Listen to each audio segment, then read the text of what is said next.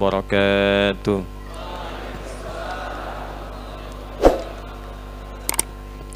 Alhamdulillahilladzi jama'al mahabbata fi qulubil mu'minin liyazdadu imanan ma'a imanihim fa asbahna bi ni'matihi ikhwana. Wassalatu wassalamu ala rasulillahi sayyidina Muhammadin alladzi ursila rahmatan lil alamin فنستهدي بسنته الشريفة فأصبحنا بها للمتقين إماما فصل وسلم وبارك على هذا النبي الكريم الرسول الأمين نبينا محمد وعلى آله وصحبه وذرياته وأمته إلى يوم الدين. أما بعد، فيا أحباب الله وأحباب رسوله صلى الله عليه وسلم، أوصي نفسي وإياكم بتقوى الله فقد فاز المتقون فلا تموتن إلا وأنتم مسلمون. فقال تعالى: يا أيها الذين آمنوا اتقوا الله حق تقاته ولا تموتن إلا وأنتم مسلمون. Yang kita hormati, kita muliakan seluruh pengurus di jajaran Masjid Pusdai Pusat Dakwah Islam, terkhusus guru kita semua Profesor Dr. Kiai Haji Adang Hambali, semoga senantiasa diberikan kesehatan, kekuatan, dan ridha Allah Subhanahu wa Ta'ala. Jemaah sekalian, hadirin yang hadir baik secara langsung di area Pusdai ini pun juga yang tersambung lewat online, semoga semuanya senantiasa mendapatkan rahmat, ridha, dan maghfirah Allah Subhanahu wa Ta'ala. Kita awali kajian kita dengan mendoakan saudara-saudari kita yang boleh jadi belum beriman sampai dengan detik ini, dimanapun ia berada, semoga diberikan kekuatan oleh Allah agar mampu bersyahadat sebelum ia wafat kembali kepada Allah Subhanahu wa Ta'ala. Kita juga mendoakan semoga hamba-hamba Allah pelaku maksiat yang masih berbuat maksiat sampai dengan detik ini, kecil apalagi besar, diberikan sentuhan pada jiwanya, kesadaran untuk mau bertobat sebelum ia kembali kepada Allah, dan semoga kita semua digolongkan dalam hamba-hamba Allah yang mulia yang wafat dalam keadaan husnul khatimah insyaallah. Imam kita tadi membacakan surah Al-Anbiya setidaknya dari ayat 103 tadi sampai dengan 107-nya. Dua hal pokok yang penting kita ingat, karena salat berjamaah itu setiap ayat dan surah yang dibacakan oleh imam itu memberikan pesan-pesan tersendiri yang bahkan dibutuhkan oleh kita semua. Karena itu jadi imam itu tidak mudah. Sebelum salat nengok ke belakang, melihat siapa yang berada di barisan makmum, dilihat wajah-wajahnya. Nanti ada wajah-wajah yang terkait dengan panjang pendeknya surah. Jadi penampakan wajahnya itu ada yang wajah kulhu, ada yang wajah wadduha, ada yang wajah al-baqarah, ya. Maka dicari nanti surah-surah yang sekiranya mewakili kesanggupan makmum untuk mengikuti berjamaah. Nanti ada wajah yang transit, yang mungkin bukan bagian dari mukim. Jangan sampai imamnya memang baru lancar al-baqarah, makmumnya harus cepat naik kereta. Begitu dibacakan selesai ketinggalan kereta. Yang kedua itu nanti Allah bimbing surat apa yang dibacakan yang umumnya mewakili keadaan makmum. Kadang-kadang sudah disiapkan satu surah, di tengah-tengah takbir bisa berubah itu. Karena itulah pesan yang pertama, walaqad katabna fiz zaburi min ba'di dzikri annal arda yarithuha ibadiyas salihun. Ini kaidah dasar dalam kehidupan yang pertama. Ini bukan materi ya. Ini hanya muqaddimah untuk mengantarkan pada diskusi. Kaidah yang pertama, bumi ini kata Allah ditetapkan, dan cara menetapkannya itu menggunakan qad. Qad itu bisa berarti taukid, menguatkan, bisa berarti tahqiq, menjamin, bisa berarti takrib, mendekatkan. Yang mendekatkan itu bisa contohnya iqamah. Qad qamatis shalah, qad qamatis shalah. Artinya salat sudah dekat akan dimulai, Ayo siapkan diri kita untuk khusyuk. Nah, di sini Allah ingin tegaskan, kata Allah, demi keagunganku, aku tegaskan, dan sifat kehidupan ini akan berlangsung dengan cepat dan dekat. Bahwa kehidupan di bumi ini hanya akan bisa menjadi saksi manfaat sampai dengan pulang ke akhirat bagi hamba-hamba Allah yang saleh. Jadi ada pesan kepada kita, dimanapun berpijak di bumi ini, Anda yang belajar di kampus, Anda yang bekerja, Anda yang masih di jalan, sepanjang berkehidupan di bumi, di tempat yang dipijak, maka banyaklah berbuat amal saleh. Jangan sampai ada satu tempat dipijak, perbuatannya salah. Kenapa? Karena nanti yang saleh ini, itu yang akan dibawa manfaatnya sampai kembali pada Allah Subhanahu wa Ta'ala. Karena nanti ada orang yang sudah diperkenankan oleh Allah berkehidupan di bumi, tapi perilakunya tidak soleh. Sama padanan maknanya dengan Quran surah 35 Fatir, ayat 32. Ada orang yang mendapat kesempatan dari Allah untuk menghafal Quran. Tapi sayang, hafalannya digunakan pada hal-hal yang tidak bahkan diperkenankan oleh Allah. Thumma awrathna al-kitaba alladhina istafayna min ibadina. Ada hamba-hamba Allah yang diperkenankan untuk bisa dekat dengan Al-Quran. Maksudnya ada yang senang baca, senang mengkaji, senang menghafal. Cuma sayang nanti wa minhum zalimun li nafsi. Ada orang yang diberikan kesempatan bisa menghafal Quran tapi zalim. Ayatnya digunakan bukan pada tempatnya. Dia hafal ayat, tapi ayat itu dia potong untuk memenuhi keinginan dunianya. Dia gunakan ayat untuk mencari kepentingan dunia, itu zalim. Zalim itu menempatkan sesuatu bukan pada tempatnya. Itu zalim. Zulmun. Tahu gayung? Halo, tahu gayung? Tahu. Gelas, tahu gelas?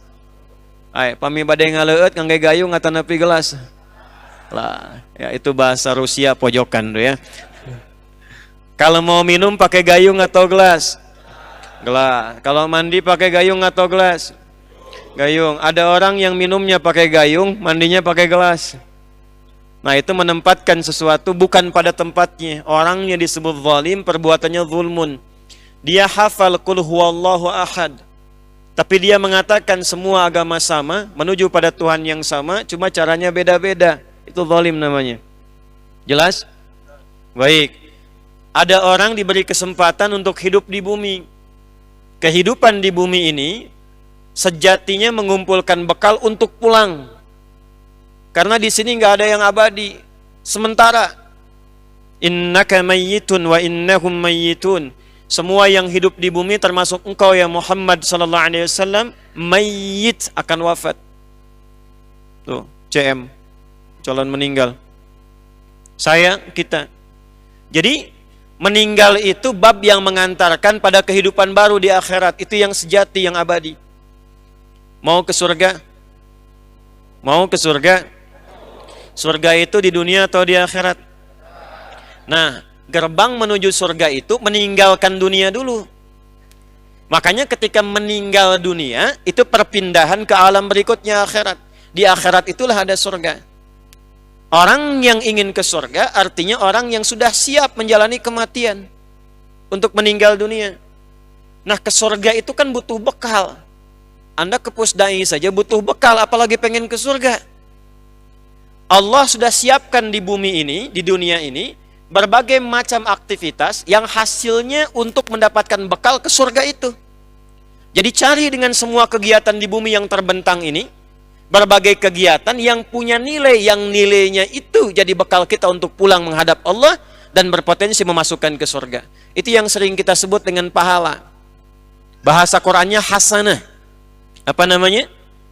Nah, karena itu kita sering bermohon pada Allah semoga semua kegiatan dunia kita menjadi hasanah, di akhirat hasanahnya dibawa, ditampakkan lagi. Itu yang disebut di Quran surah kedua ayat 201. Wa minhum may yaqulu rabbana atina fid dunya hasanah wa fil akhirati hasanah. Nah, jadi dunianya hasanah, di akhiratnya ditampakkan hasanahnya. Nanti setiap kegiatan kalau jadi hasanah dituliskan pahalanya. 10 kebaikan, 700 kebaikan. Itu yang dimaksud Quran surah ke-6 ayat 160. Man jaa bil hasanati falahu asyru amthaliha. Siapa yang mengerjakan perbuatan punya nilai hasanah, makannya bernilai hasanah, belajarnya bernilai hasanah, kerjanya bernilai hasanah, istrinya namanya hasanah, semua hasanah. Maka setiap dikerjakan punya nilai. Mau berpakaian, bismillahirrahmanirrahim, pakaiannya menutup aurat, kalimat bismillahirrahmanirrahimnya menjadikan perbuatan menggunakan pakaian itu berubah menjadi hasanah. Nah nanti, ya sebentar, dipanggil tuh. Nanti kalimat hasanah itu yang melahirkan pahala, itu yang dituliskan di kitab. Itu yang dimaksud di Quran surah Al-Isra, Iqra kitabak kafa bi nafsika al-yawma 'alaika hasiba. Ini kitabmu baca. Nah, yang di kitab itu hasanahnya. Hasanahnya, apakah kebaikannya ada atau keburukannya pernah dikerjakan? Itu yang ikut pulang. Semua kegiatan yang bernilai hasanah itu disebut amalnya dengan amal sholih. Pelakunya disebut dengan sholih, jamaknya disebut dengan sholihun. Jelas? Nah, ini yang kembali ke Al-Anbiya ayat 105 tadi. Walaqad katabna fiz zaburi min ba'di dzikri annal arda yarithuha ibadiyas salihun. Orang-orang yang mampu mengambil peluang, mendapat warisan, kesempatan dari Allah beraktivitas di bumi, orang-orang yang beraktivitasnya benar, itulah yang akan mendapatkan warisan kebaikan sampai dia pulang ke akhirat nanti. Jadi pesan pertama, jangan sampai sepulang dari sini atau bahkan di sini ada kegiatannya yang tidak punya nilai amal soleh. Itu rugi. Karena hanya akan mengendap menjadi dunia saja. Dan apa bedanya dengan yang belum beriman? Anda makan, yang belum beriman juga makan. Anda minum, yang belum beriman juga minum. Maka perbedaan iman kita mengantarkan semua perbuatan menjadi amal soleh. Itu satu. Jelas? Yang kedua, tadi di penutup rakaat yang keduanya diberikan perintah kita oleh Allah Subhanahu wa taala untuk semua tunduk patuh kepada Allah. Fahal antum muslimun? Apakah kalau sudah jelas keterangannya, jelas pemahamannya, paham apa yang dijelaskan kata Allah, sudahkah tiba waktunya bagi Anda semua untuk patuh kepada Allah Subhanahu wa taala? Muslimun jamak dari kata muslim. Akarnya dari kata aslama yuslimu. Aslama itu tunduk patuh. Diperintahkan sholat, patuh. Diperintahkan baca Quran, patuh. Diminta untuk jujur, patuh. Jangan terpecah belah. Wa'tasimu bihablillahi jami'an wa la tafarraqu. Patuh.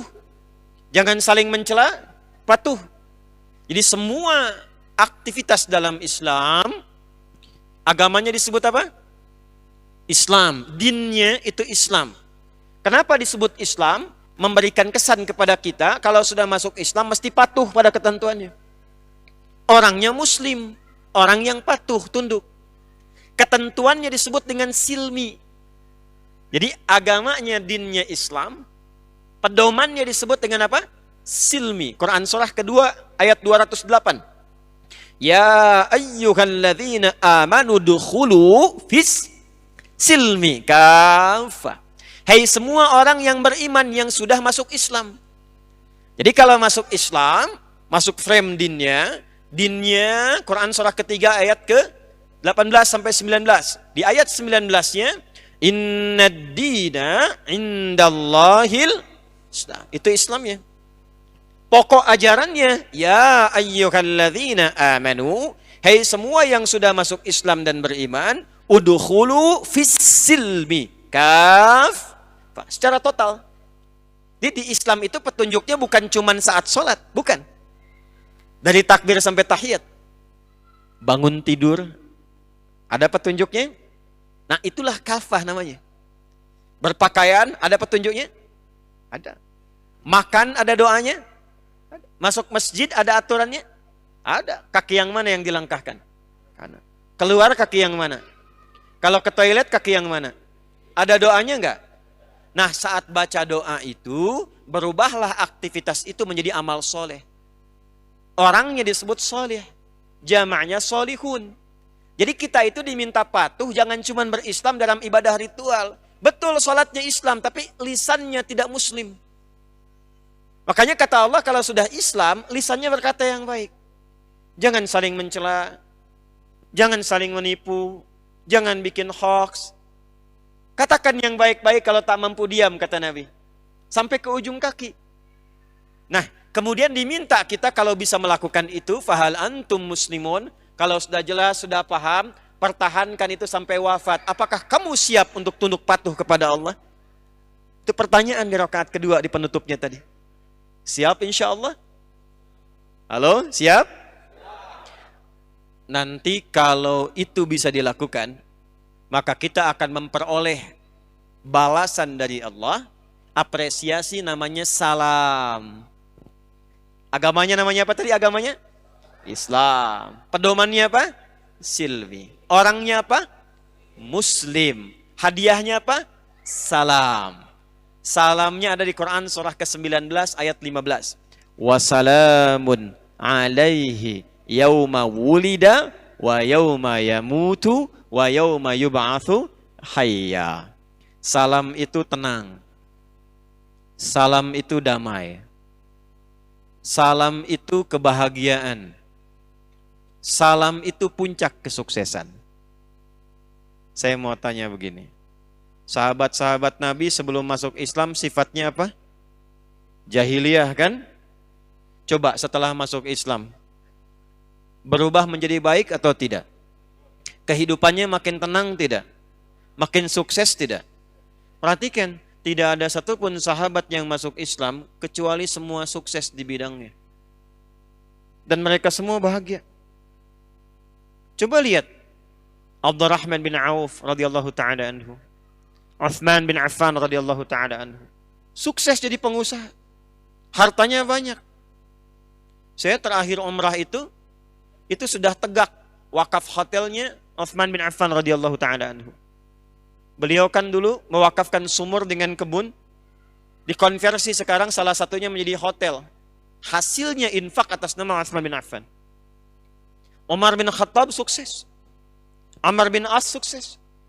Bilal itu sukses. Kisahnya sampai sekarang abadi. Bandingkan dengan sebelum masuk Islam. Jadi Anda itu kalau sudah masuk Islam, seharusnya bahagia. Ada jembatan kesuksesan yang akan didapatkan. Harusnya lebih tenang. Bilal itu saking tenangnya, dicambuk berkali-kali, nyantai aja. Irtad kata yang nyambuk, ahad kata Bilal. Irtad, ahad. Makin kencang suaranya. Makin kencang dicambuknya, makin kencang suaranya. Murtad kamu, ahad. Murtad, ahad. Bilal. Sekarang coba, apakah setelah berislam sampai sekarang, sudah merasakan ketenangan yang membahagiakan itu? Sudah sukses dalam beraktivitas? Kalau belum didapatkan sepenuhnya, boleh jadi satu, saat ini kita belum menjadi muslim yang kafah. Jangan-jangan saat sholat, muslim. Keluar dari situ pakaiannya ganti lagi, aurat kebuka lagi, akhwat, ibu. Ke masjid numpang pakai mukena aja, keluar pakai rok mini lagi. Halo? Maaf ya, maaf. Yang laki-laki sholat, tapi keluar dari sini riba lagi. Betul sholat, keluar dari sini bahkan ada yang tertukar sendal. Mudah-mudahan tidak ya. Tapi sekarang nyata terjadi. Dia baru sholat, baru istighfar. Subhana rabbiyal a'la wa bihamdi. Bahkan subhanakallahumma bihamdika Allahumma gfirli. Barusan tobat, keluar sudah gibah.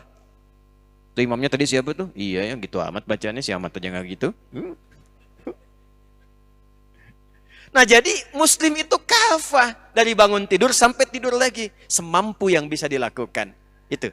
Nanti dunianya salam. Wassalamun alaihi yawma wulida. Di alam kuburnya salam. Wa yawma yamut. Makanya di Islam itu jangankan ayat tentang dunia. Ayat tentang kuburan pun ada. Afala ya'lamu idza bu'athira ma fil kubur. Ayat tentang kuburan ada. Jadi kita itu punya persiapan sebelum masuk kubur. Yang bahaya itu nggak tahu setelah wafat mau kemana. Kalau kita alhamdulillah bersyukur Pak, Bu. Kalaupun meninggal, sudah belajar. Cara meninggal husnul khatimah begini. Kalau ingin cari tantangan dan bersifat nekat dipukulin malaikat begini. Kalau mau coba silahkan aja, cuman resikonya tinggi gitu. Tapi diterangkan alam kubur yang terang begini, yang bahagia begini, yang nestapa begini, sampai ayat tentang akhiratnya ada. Makanya kita punya harapan yaumul akhir, informasinya komplit. Silahkan bandingkan, dicek di mana ditemukan informasi tentang seputar kehidupan pasca dunia yang komplit sifatnya. Siapa yang bisa memberikan itu semua kalau bukan penciptanya? Yang terakhir, wa yauma yub'atsu hayya, kalau dunianya benar muslim, di alam kuburnya mendapatkan salam, di akhiratnya dibangkitkan dalam kebahagiaan dan kegembiraan, dan tempatnya Darussalam. Itulah sebabnya ketika kita saling berjumpa, kita berdoakan satu dengan yang lainnya dengan mengucapkan Assalamualaikum warahmatullahi wabarakatuh. Alnya istighraq, mencakup 3. Assalam, semoga semua jenis salam di dunia, di alam kubur, di akhirat. Alaikum, lekat dengan Anda saudaraku. Semoga Anda damai, semoga Anda tentram, rumah tangga tentram, pekerjaan sukses, kalau meninggal tenang, di akhirat mendapatkan rahmat dan berkah Allah Subhanahu wa taala. Makanya jangan diganti salamnya. Assalamualaikum warahmatullah sama muslim. Makanya disebutkan tahiyyatum minallah, anugerah dari Allah Subhanahu wa taala, kalimat sapaan itu dan doa di dalamnya. Jelas sampai sini? Fahal antum muslimun? Maka saya tutup pertanyaannya dengan kalimat imam tadi, membacakan surah yang tadi disampaikan. Apakah sudah siap sekarang menjadi seorang muslim yang utuh? Siap? Takbir.